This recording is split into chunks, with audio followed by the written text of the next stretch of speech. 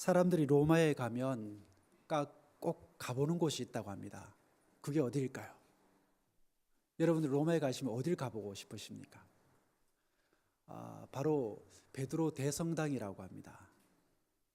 그 층계를 올라가서 이제 성당 안으로 들어가면 바로 오른쪽에 미켈란젤로의 그 유명한 피에타상을 우리가 이제 만날 수가 있는데, 그 피에타상을 이 미켈란젤로가 이제 굉장한 그 애정을 가지고 있었다라고 합니다. 그런데 어느 날 그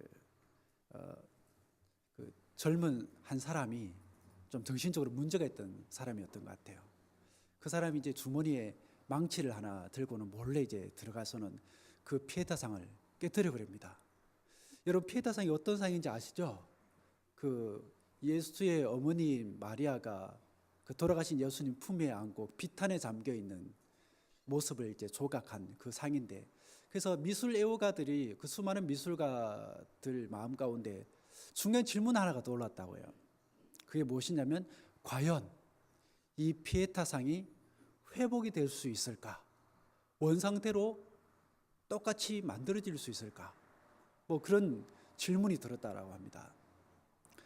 BC 600년에 이 하박국 선지자 역시 똑같은 질문을 던집니다.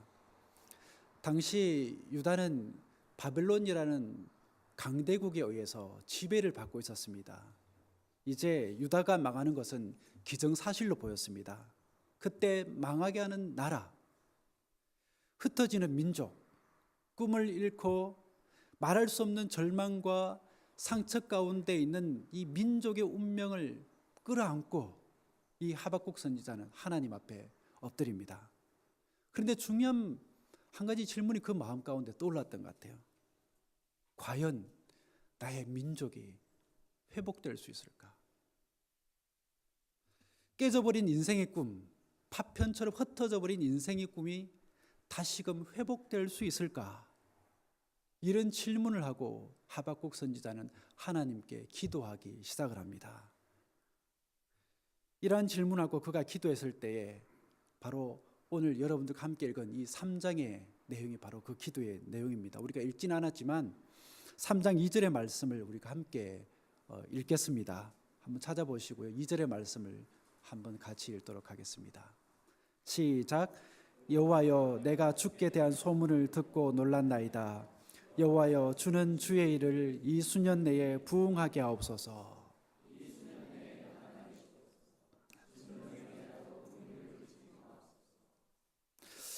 여호와여, 주는 주의 일을 이 수년 내에 부응하게 하옵소서라는 구절 속에 여러분 눈에 딱 뜨이는 단어가 있지 않습니까?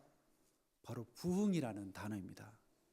이 부흥이라는 것은 단순히 교회에 많은 사람들이 모여드는 것, 교회가 외적으로 덩치가 커지는 것을 말하는 건 아닙니다. 이 부흥이라는 단어를 영어로 하면 리바이벌, 또 이 리바이벌 또 다른 뜻은 소생 그리고 재생이라는 뜻을 가지고 있습니다. 즉 우리를 부흥케 하옵소서라는 말을 다른 말로 하면 다시 살려주십시오라는 말이 될 것입니다. 그래서 부흥과 가장 흡사한 단어를 찾는다면 그건 회복이라는 단어가 될 것입니다. 이제 하박국의 기도를 다른 말로 바꿔 해보면 회복해 하옵소서, 나를 회복하게 해주십시오. 저의 가정을 회복하게 해주십시오. 우리 교회를 회복하게 해주십시오. 우리 민족을 회복시켜 주십시오라고 될 것입니다. 그러나 우리가 기억해야 될 것은 이 회복은 단순히 좋았던 과거로 그냥 단순히 복귀하는 정도는 아니에요. 하나님께서 본래 기대하셨던 모습, 창조주이시고 생명의 주이신 주님께서 본래 기대하신 모습 그대로를 회복하는 것입니다. 여러분, 회복을 갈망하십니까? 부흥을 갈망하십니까? 여러분, 정말 부흥을 갈망한다면 우리가 무엇을 어떻게 기도해야 될까요?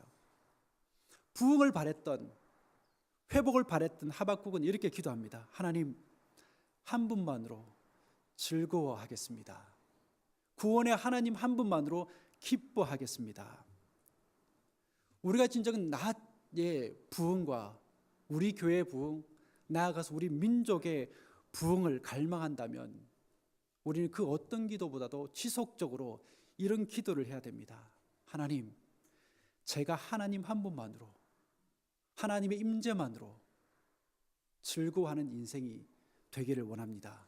하나님, 우리 교회가 하나님 한 분만으로, 하나님의 임재만으로 즐거워하고 기뻐하는 우리가, 그리고 우리 교회가 되게 해 주옵소서. 이런 기도를 우리는 해야 되는 것입니다. 신학자 에케르트에게 한 청년이 찾아와서 이렇게 묻습니다. 선생님, 하나님이 주시는 기쁨을 어떻게 느낄 수가 있습니까? 저는 세상의 즐거움을 포기하는 일이 너무나 힘들게 느껴집니다.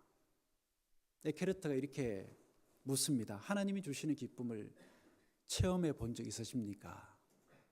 청년이 조금 고민하더니 그런 것 같다고 이렇게 얘기를 합니다. 그러자 에케르트가 말을 합니다. 하나님이 주시는 기쁨을 체험해 본 사람은 절대로 형제님과 같은 의심을 품지 않습니다. 고민을 하지 않습니다. 우리의 몸은 마치 물을 담는 항아리와 같아서 두 가지를 동시에 담을 수가 없습니다.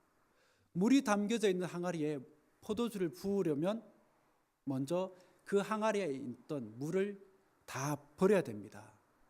물에다 그냥 포도주를 부으면 물도 버리게 되고 포도주도 버리게 됩니다. 하나님이 주시는 기쁨을 사모하는 마음이 확실히 있다면 그것을 버리고 세상이 주는 기쁨을 담으려고 하지는 않을 것입니다. 그러니 먼저 형제님의 마음을 즐겁게 하는 그 모든 것들을 버리고 하나님이 주시는 기쁨과 평안을 담아 보지 않으시겠습니까? 이런 얘기를 합니다. 여러분, 우리 모두는 오늘 성찬식에 참여하게 될 것입니다. 성찬에 참여한다는 것은 내가 세상에서 누리는 그 모든 것들이 하나님께서 와서 감사해서, 그리고 또 그 모든 것들을 누리기를 바라는 마음에 성찬식에 참여하는 것은 아닙니다. 하박국의 말처럼, 신학자 에케르트가 한 말처럼 하나님 한 분만으로 만족합니다 하는 그 고백의 자세로, 또는 하나님 한 분만으로 제가 만족하겠습니다 하는 그 결단의 마음으로 우리는 성찬에 참여해야 되는 것입니다. 여러분, 하나님 한 분만으로 만족하시겠습니까? 우리가 하나님으로 인해서 만족하지 못한다면 이유는 딱 한 가지입니다. 우리가 하나님께 더 가까이 가 있지 못해서 그런 것입니다. 우리가 읽었던 3장 17절에서 18절은 하박국이 하나님께 드린 기도의 절정에 해당하는 내용입니다. 다 같이 한 번 더 읽어보겠습니다. 준비됐습니까? 시작. 비록 무화과 나무가 무성하지 못하며 포도나무에 열매가 없으며 감람나무에 소출이 없으며 밭에 먹을 것이 없으며 우리의 양이 없으며 외양간에 소가 없을지라도 나는 여호와로 말미암아 즐거워하며 나의 구원의 하나님으로 말미암아 기뻐하리로다. 아멘. 여러분, 하박국은 지금까지 무엇 때문에 기뻐한다고 말을 하고 있습니까? 그는 지금 여호와 하나님으로 인하여 기뻐하겠다고 말을 합니다. 이 하박국의 이 고백 앞에 그는 무엇이라고 말을 하고 있습니까? 무화과 나무가 무성하지 못하며 포도나무에 열매가 없으며 감람나무에 소출이 없으며 밭에 먹을 것이 없으며 우리의 양이 없으며 외양간에 소가 없을지라도, 즉 무화과의 열매, 포도의 열매, 감람나무의 소출, 밭의 식물, 우리의 양, 외양간의 소들은 지금까지 하박국과 이스라엘 그리고 주님의 백성들이 누렸던 하나님의 복에 해당하는 것들입니다. 그런데 뭐가 발발을 한 거죠? 전쟁이 일어났어요. 그 전쟁이 일어나면서 지금까지 즐겨오고 또 붙들고 있던 그들에게 부어진 하나님의 복이 다 어떻게 됐습니까? 하나씩 다 떠나가 버리는 거예요. 이리 흩어지고 저리 흩어지고 사라지고 뒤로 사라지고. 하나님께서 왜 이렇게 하셨을까요? 한때 당신의 백성들에게 주셨던 그 모든 것들을 하나님께서 왜 거두어 가신 것입니까? 하나님의 복은 좋은 것입니다. 그렇기 때문에 하나님께서는 우리 모두가 그 복을 누리기를 원하세요. 그러나 우리가 하나님의 복과 선물에만 너무 매달려 있는 나머지 그 복과 선물을 주신 하나님을 망각해 버린다면, 그 하나님을 잊어버린다면, 그 하나님의 이름을 형식적으로만 부르고 있다면 그 하나님이 주신 복과 선물이 결국 우리에게 무엇이 되어버린 겁니까? 바로 우상이 되어버린 거예요. 그렇다면 여러분, 우상을 우리가 어떻게 정의를 할 수 있을까요? 하나님과 우리 사이에 껴있는 그 모든 것들일 것입니다. 그것 때문에 우리가 하나님을 보려고 해도 볼 수 없게 만드는 것, 그 모든 것들이 우상인 거예요. 그것으로 인해서 우리가 하나님께 나아가려고 하는데 방해를 받게 되는 겁니다. 여러분들에게서 그것들은 무엇입니까? 하박국 얘기한 것처럼 무화과 열매, 포도 열매, 감람나무 소출일 수도 있고 밭의 식물일 수도 있고 우리의 양이 될 수도 있고 외양간의 소가 될 수도 있습니다. 우리는 일생을 살면서 얼마나 좋은 선물에 매달리고 집착하는지 몰라요. 그래서 선물을 달라고, 복을 달라고, 좋은 것을 달라고 하나님께 얼마나 부르짖고 또 부르짖는지 모릅니다. 여러분께 제가 한 가지 질문을 드릴까 합니다. 복과 선물 그리고 하나님 중에 어느 쪽이 더 소중할까요? 복과 선물을 주시는 하나님이 더 중요합니까? 망설여지십니까? 자신감이 없으시죠?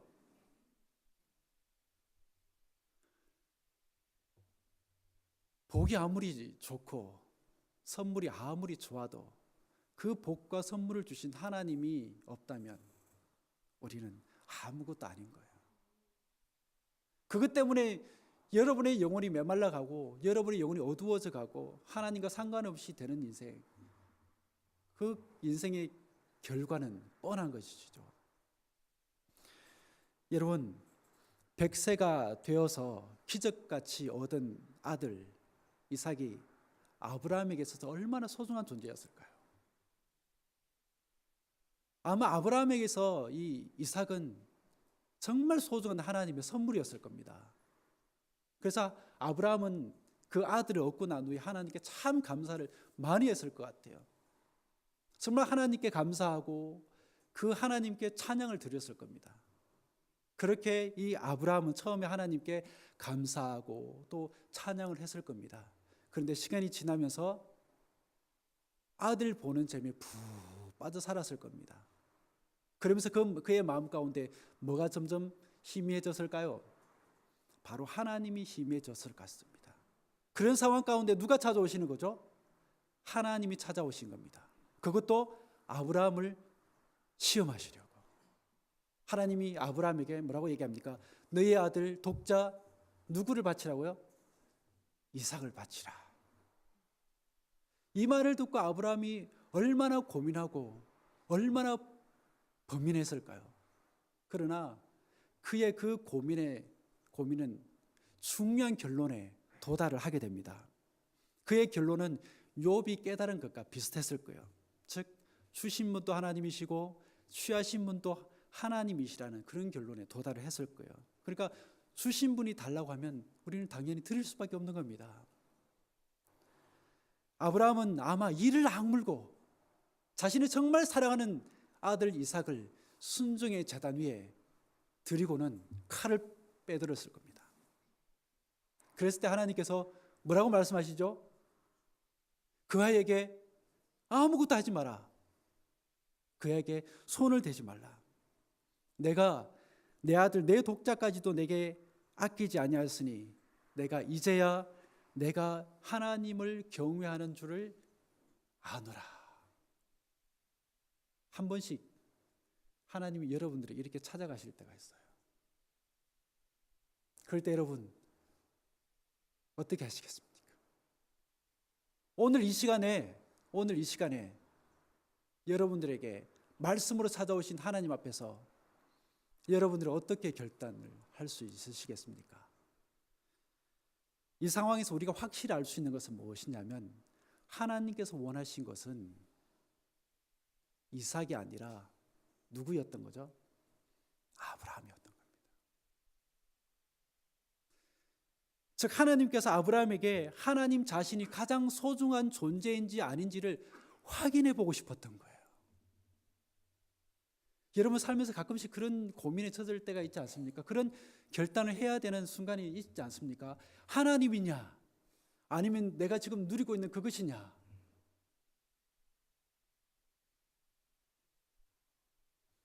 아브라함은 그 시험을 잘 통과를 하게 됩니다. 그동안 교회들은 하나님이 주신 복에 지나치게 매달려온 경향이 있었습니다. 그래서 안팎으로 교회는 기복 종교가 되어버렸다고 말을 합니다. 피할 수 없는 사실이라고 생각을 합니다. 그렇게 우리는 복과 선물에 지나치게 매달려 왔습니다. 그러면서 우리 마음 가운데 하나님이 서서히 망각이 되어져 갔습니다. 하박국 시대에 살았던 유다 백성들은 하나님이 주신 복이 그들의 손에서 떠나가는 순간에 이 사실을 깨달았던 것 같아요. 상황이 힘들어지고 지금까지 그들이 즐겨 누렸던 모든 선물들이 그들의 곁을 무참히 떨어져 나가는 그 순간에 하나님은 여전히 자신들과 함께 있음을 깨달았던 겁니다. 할렐루야. 여러분, 이 고백이 우리들에게 필요한 거예요. 여러분들 그 고백 정말 하나님 앞에서 지속적으로 할 수 있게 되기를 축복합니다. 이 고백을 하나님께서 우리에게 듣기를 원하시는 거예요. 하나님의 복과 선물을 잃고 나서 그들이 하나님 앞에서 기도하는 가운데 가만히 생각해 보니 아직까지 자신들에게 남아있는 게 있더라는 거예요. 그게 뭐죠? 바로 하나님이 남아 계셔서 지금 자신들과 함께 있음을 깨달은 겁니다.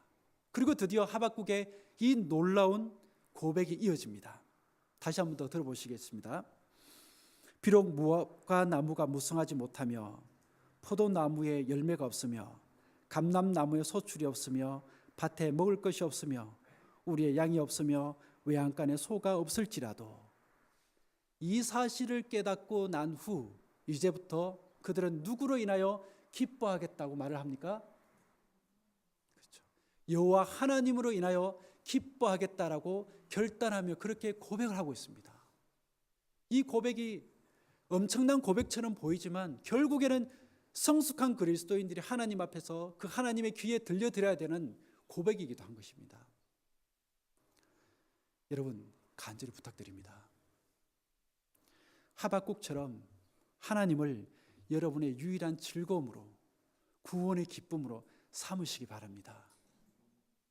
그분이 여러분의 유일한 기쁨이 되게 하십시오. 하나님이 여러분의 사랑의 전부가 되게 하십시오. 여러분 하나님의 여러분의 시선을 다시 한 번 더 그분께 맞출 수 있겠습니까? 맞출 수 있겠습니까? 여러분의 가슴을 치면서 다시 한 번 더 하나님께 온전히 나아가겠습니다. 회복할 수 있겠습니까? 하나님은 우리의 구원이 되시고 소망이 되시며 능력이시고 우리의 모든 것 되십니다. 이런 고백을 가지고 이런 각오를 가지고 우리 함께 성찬으로 나아가도록 하겠습니다. 기도하겠습니다. 비록 무화과 나무에 과일이 없고 포도 열매가 없을지라도 올리브 나무에서 딸 것이 없고 밭에서 거두어 드릴 것이 없을지라도 우리의 양이 없고 외양간에 소가 없을지라도 나는 주님 안에서 즐거워하련다. 나를 구원하신 하나님 안에서 기뻐하련다. 주 하나님은 나의 힘이시다. 나의 발을 사슴의 발과 같게 하셔서 산등성이를 마구 치닫게 하신다. 이 하박국의 고백과 같이 우리 모두의 고백이자 결단이 되게 하옵소서. 예수 그리스도 이름으로 기도드립니다.